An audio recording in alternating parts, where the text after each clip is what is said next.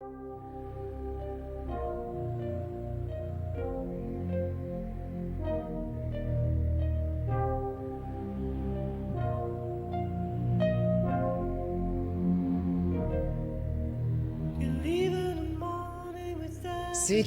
ar kada nors susimąstėte, kas mokyklą daro ypatingą? Kaip rasti vietą, kuri gauni ne tik žinių, bet atrandi savo talentus, draugus bei vertybės. Tai šiandien mes jūs kviečiame Kauno Vyturio gimnaziją, mokyklą, kuris skatina tobulėti ir augti. Mūsų mokykla turi ir 2 technologijos kabinetus, kur vyksta darbelių pamokos. Tai mūsų darbai tikrai nebūna pamiršti, jie būna eksponuojami prie mūsų mokyklos įėjimo ir netgi kartais kitose mokyklose, jeigu moksleiviai dalyvavo konkursuose.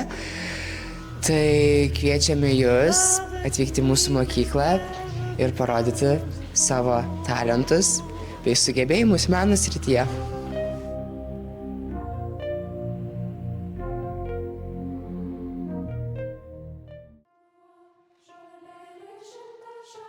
Kauno Vyturio gimnazijoje vyksta tokie įdomus dalykai. Per pertraukas, po pamokų repetuoja mišrus choras Vyturys. Žinot, labiausiai džiugina tas darbas, rezultato siekimas. Eini, dirbi, repetuoji, nata po natos, jau 2 natos sujungtos, jau žiūrėk akordas skamba. Ir ateina koncerto diena. Atrodo, tas visas įdėtas darbas kažkur lieka nuošaly, tačiau nelieka.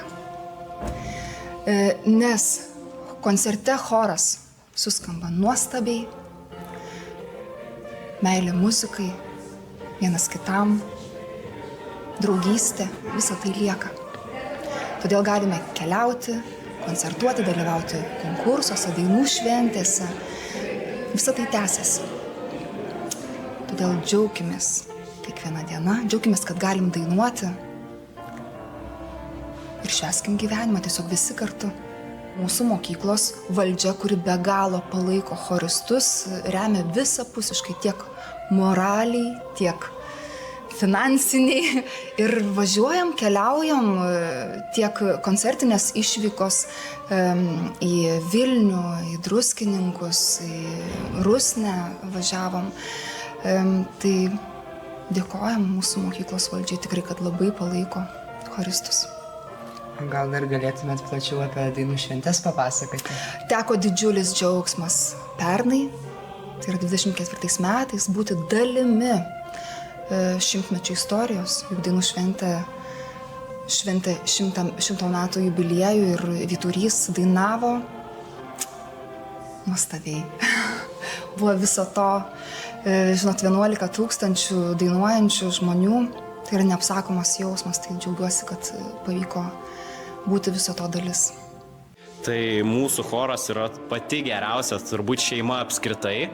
Aš labai mėgaujuosi mūsų choro kompanija, mes tame chore ne tik dainuojame, bet ir vien tik draugaujame. Būna per choro repeticijas, kad ir pajuokaujame su pačiais vedėjais. Mes bandome koncertuoti kuo daugiau koncertų ir bandome dalintis savo pačiu geriausiu talentu visiems. Bandom išdalinti viską, ką galim. Na, aš manau, kad mums choras dabar yra mano, tai apskritai neatsiejama gyvenimo dalis tapo. Ir ką aš manau apie chorą, tai aš manau, kad tai yra pats gražiausias dalykas, kurį mes turim puoselėti šioje mokykloje. Ir tai yra toks gražus dalykas, prasme, mus visus sieja vienas bendras dalykas, tai yra muzika. Ir aš manau, kad tai yra labai brangi dovana.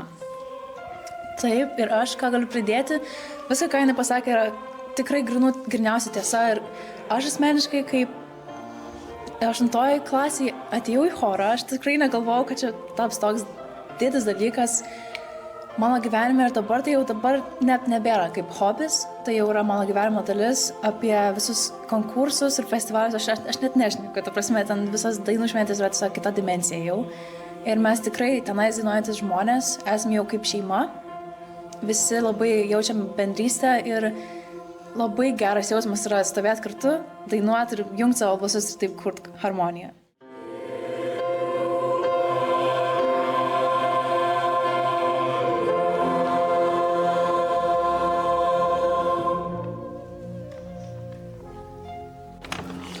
Dabar mes esame informaciniam centre, kuris buvo atnaujintas.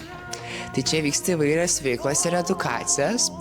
Ir dabar porą pakalbinsim mokinių apie veiklas ir kas labiausiai patiko. Labas, ar įdomios veiklos informacinėme centre? Taip, informacinėme centre būna visokių veiklų ir šiaip man jos būna įdomios ir realiai išmokstu visokių įdomių faktų ir apie visokius įdomesnius dalykus ir taip toliau. Būna kahutai ir šiaip veiklos viktorinos. Tai informaciniam centre mums vyksta įdomios edukacinės programos, tai ateina mums padainuot, mums kažką papasakoja ir be to, kai mokytojai susirga, tai pamokos vyksta čia ir mokytojai prisijungia nuotoliniu būdu. Informacinis centras yra labai daugiafunkcis centras. Iš tikrųjų, manau, kad čia tokia erdvė, kur mokiniams tikrai patinkanti erdvė, nes jie čia ir pertraukų metu, ir po pamokų leidžia laiką skaitydami knygas, bendraudami, ateina paruošti įvairių asmeninių ir įvairių grupinių projektų. O pamokų metu, iš tiesų informacinėme centre, tai įtvirtiname žinias, įgūdžius, kuriuos gauna per pamokas, nes čia vyksta įvairios edukacijos, netgi susitikimai su žymiais žmonėmis, įdomiais žmonėmis, netradicinio ugdymo pamokos. Esame įsitraukę į tokius tarptautinius, įsijungę į tokius tarptautinius projektus, kaip Baltų literatūros, Šiaurės šalių literatūros savaitė. Noriu pastebėti, kad šalia veiklų informacinėme centre mes turime ir puikią biblioteką, gausią biblioteką, kurioje yra ugdymo procesui reikalinga literatūra, o taip pat ir gausu grožinės literatūros, kurias stengiamės vis papildyti naujomis įdomiamis knygomis. Dabar greičiausiai susimąstėte, kodėl aš stoju prie šito seno garažo, bet jisai prieš 2 mėnesius atrodė dar senesnis, o dabar jisai yra atnaujintas ir jūsų dėmesiui Renaldas Baranauskas. Tai sveiki, Renaldai. Sveiki. Tai kaip sugalvojate restauruoti seną mokyklos garažą?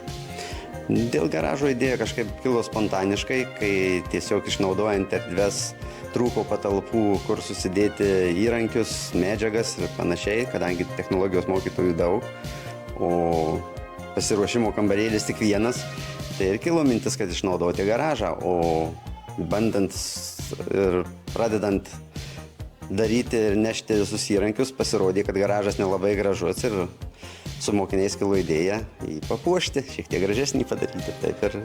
Kokių dar įdomių projektų esat paruošę mūsų mokyklos mokiniam? Na, visada tie projektai tokie pas mane būna daugiau praktiški, kad mokiniai kažkaip praktiškai prisidėtų prie mokyklos erdvių, prie bendruomenės ir panašiai. Tai, na, bandysim, dabar jau darom suoliukus poilsio erdvėm, darom pufus, darysim dar kažkokius tai projektus, kur mokiniai patys gal pasiūlys kažką. Na, yra technologijų būrelis, kur bandom irgi priversti techniką suktis. Tai yra elektrinį keturatį turim atsivežę, dviratį ir panašiai, kas irgi ateities planuose padaryti, paleisti. Tai. Mokykloje netrūksta įvairių veiklų bei pramogų, tai apie tai plačiau pakalbinsime Emą Keliūtę. Tai norim pakalbėti apie mokinių tarybos veiklas, ką veikiat mokykloje ir aplamai kokia yra koncepcija mokinių tarybos. Tai mokinių taryba atstovauja mokyklos mokinius, tai bando padaryti mokinių gyvenimą mokykloje smagesnį, įdomesnį, todėl kartu su visa mokinių taryba mūsų yra visai nemažai ir galvojam renginius, taip pat ką nuveikti mokykloje. Tai jeigu kalbant konkrečiau, tai yra visos šventės mokykloje minimos, tokios kaip Kalėdos, Velykos, Valentino diena. Tai kadangi neseniai praėjo Kalėdos, tai apie jas pakalbėsiu labiau. Tai buvo filmų vakaras, darėm kalėdinių megztinių savaitę ir tiesiog bandom padaryti mokinių gyvenimą mokykloje įdomesnį, kuo labiau įsimintiną ir smagesnį. Ar dažnai pasitaiko tokios veiklos? Taip, tai su taryba bandome daryti bent kelis kartus per mėnesį renginius. Tai renginiai gali būti tie tokie, kur tiesiog, kad būtų smagu, bet taip pat ir sporto renginiai, tokie kaip tinklinio varžybos, krepšinio varžybos. Tai tiesiog žmonės gali atrasti visose sferose save, tiek ir jeigu pasilinksmin kokioje diskotekoje, bet tiek ir jeigu sportuoji, gali pasireikšti ir dalyvauti veikloje. Štai dabar esame prie pradinės mokyklos pastato. Kaip matote, renovacijos darbai čia labai stipriai yra įsibėgėję. Matome naują fasadą bei sienas. Ir dabar eisime pakalbinti pradinių klasių mokytojus. Nuo ko prasideda vaiko kelias mokykloje? Vaiko kelias mokykloje prasideda nuo pirmo žingsnio į klasę. Nuo tos akimirkos, kai atveria duris į pasaulį, kupina žinių, smalsumo ir galimybių. Nuo šilto, padrasinančio mokytojo pasveikinimo, nuo pirmo ryšio su draugais, mokytojais ir pačiu mokymosi procesu.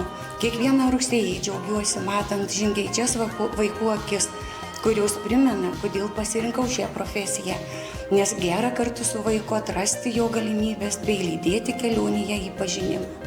Kaip suformuojate mažam vaikui ugdymo pagrindus? Iš ko jie susideda?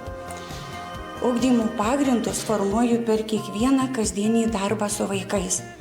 Tai ne tik mokymo programa, bet ir vertybės. Bendravimas, susitarimai, įpročiai, kuriuos vaikai įgyja klasėje. Svarbu, kad vaikas patirtų mokymosi džiaugsmą ir pasitikėjimą savimi. Ugdymo pagrindas tai ne tik žinios, bet ir įkvėpimas mokytis, smalsumas, savarankiškumas. Bet labiausiai vaikui gali padėti mokytojas, jo noras ir gebėjimas pažinti ir jausti kiekvieną jam patikėtą mokinį. Jei pavyksta vaikui parodyti, kad jis gali, kad yra svarbus, kad mokymasis gali būti įdomus, tuomet esu tikra, jog padėjau tvirtus ugdymo pagrindus. O dabar žodis iš žmogaus, kurio kavos puodelis visada pilnas, o dienotvarkė dar pilnesnė. Kauno Vyturio gimnazijos direktorius Lauras Bartninkas. Tai kokie dabar renovacijos planai, kas jau padaryta ir kas dar bus padaryta? 2024 metais gimnazijoje prasidėjo ilgai mūsų visų laukti grandioziniai darbai. Tai pradinio ugdymo filialo pastato Taikos prospekte 49 išorės renovacijos darbai ir pagrindinio mūsų gimnazijos pastato Taikos prospekte 51 išorės renovacijos darbai. Taikos prospekte 49 renovacija jau artėja į pabaigą. Šią dieną turime atliktą 80% visų darbų. Pastate 51 šiai dienai atlikome apie 50% visų numatytų renovacijos darbų. Didžiausias iššūkis buvo langų pakeitimas, tai pakeisti visi pastato langai, pakeistos visos pastato lauko durys, pradėta pastato sienų apdailos procesas, pakeista stogo danga. Aišku, tų darbų dar turime, bet iki 25 metų vasaros pabaigos planuojame renovaciją įvykdyti. Ką jau turime iš naujų inovacijų mokiniams?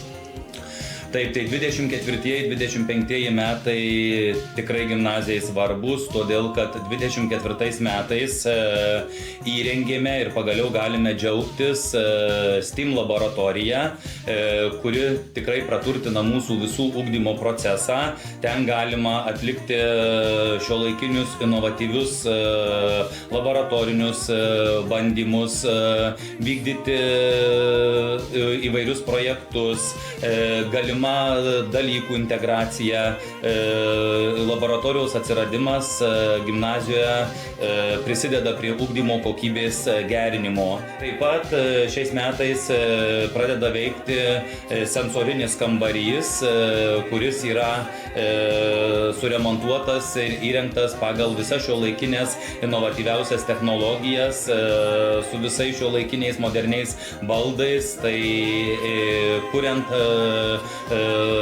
saugią emocinę aplinką mokiniams, darbuotojams, sensorinio kambario įrengimas tikrai yra labai didelis darbas, kurį pavyko įgyvendinti. Taip pat yra daug darbų padaryta su kompiuterinės įrangos įrengimu, tai įrengta ir atnaujinta pradinio filialo informacinis centras. Taip pat informacinėme centre centre Taikos prospektas 51, atnaujinti taip pat kompiuteriai, kabinetuose dalykų, pakeisti ir įrengti nauji 5 išmanieji ekranai. Kokia jūsų ateities vizija šiai mokyklai?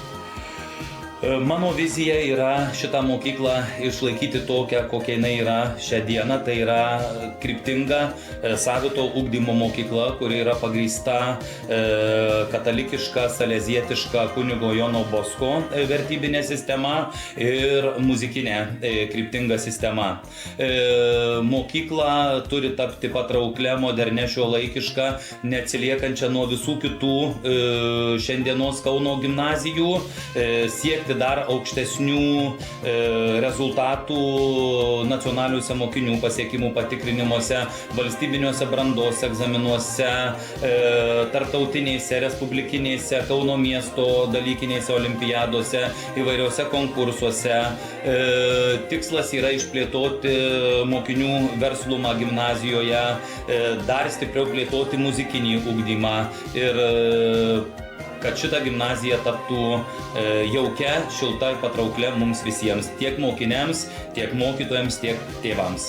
Mūsų mokyklos fasadas nebegąsdina, o kviečia. Ateikite, mokykimės 21 amžiuje.